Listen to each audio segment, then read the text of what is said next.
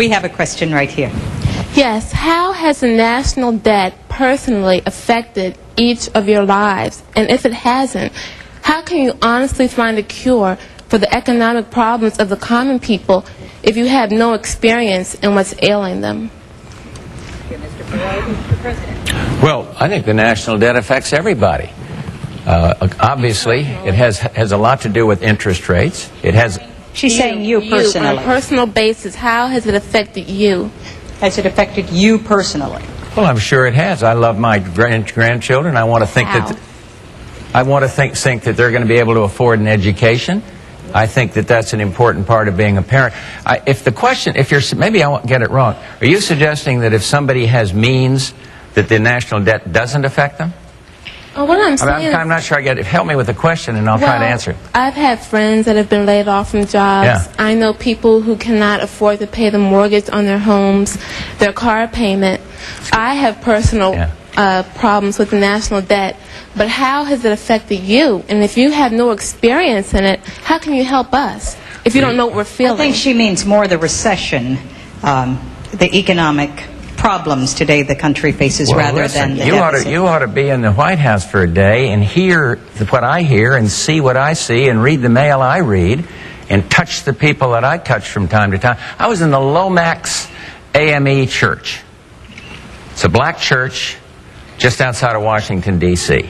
And I read in the bulletin about teenage pregnancies, about the difficulty that families are having to make ends meet. I talked to parents.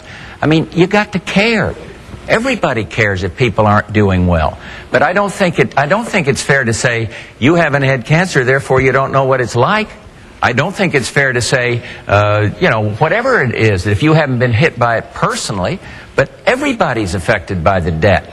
Because of the tremendous interest that goes into paying on that debt, everything's more expensive. Everything comes out of your pocket and my pocket. So it's that. But I think in terms of the recession, of course you feel it when you're President of the United States. And that's why I'm trying to do something about it by stimulating the export, investing more, better education systems. Thank you. I'm glad to clarify. Tell me how it's affected you again. You know people who lost their jobs and lost their homes? Well, I've been governor of a small state for 12 years. I'll tell you how it's affected me. Every year, Congress and the President sign laws that make us do more things and gives us less money to do it with. I see people in my state, middle-class people, their taxes have gone up in Washington and their services have gone down, while the wealthy have gotten tax cuts. I have seen what's happened in this last 4 years. In my state, when people lose their jobs, there's a good chance I'll know them by their names. When a factory closes, I know the people who ran it. When the businesses go bankrupt, I know them. And I've been out here for 13 months, meeting in meetings just like this, ever since October, with people like you all over America. People that have lost their jobs, lost their livelihood, lost their health insurance. What I want you to understand is the national debt is not the only cause of that. It is because America has not invested in its people. It is because we have not grown. It is because we've had 12 years of trickle-down economics. We've gone from 1st to 12th in the world in wages. We've had 4 years where we produced no private sector jobs. Most people are working harder for less money than they were making 10 years ago. It is because we are in the grip of a failed economic theory. And this decision you're about to make better be about what kind of economic theory you want.